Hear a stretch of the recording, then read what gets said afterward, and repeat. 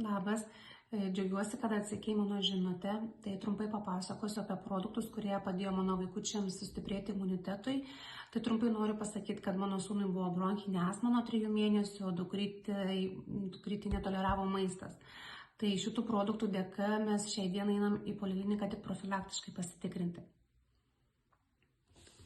Tai labai trumpai norėčiau papasakoti Jums apie šios produktus. Vienas iš pagrindinių produktų yra alavijos sultis. Kuom jos yra ypatingos? Dėl to, kad alavijos sultis labai stipriai fokusuojasi žarnyną, o žarnynė yra mūsų imunitetas. Dėl ko dažniausiai yra sergama, kad yra užtrukęs žarnynas, yra labai daug šlakų, toksinų ir būtent alavijo dėka išnešami toksinai ir šlakai. Kas dar yra labai svarbu, kad išneša ir pamaitina. Labai turi daug maistinių medžiagų, kaip vitaminų, mineralų, aminorūgščių ir virškinimo fermento. Ir taip mūsų žarnyną valant iškart stiprėja imunitetas.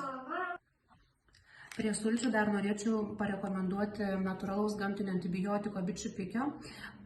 Kas labai smagu yra, kad naudojant šitą bičių pikį naikina virusus ir bakterijas, ko nepaima cheminiai antibiotikai.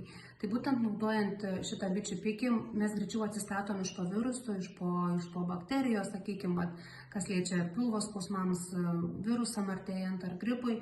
Tai labai stiprus ir tikrai nekenksmingas vaikams.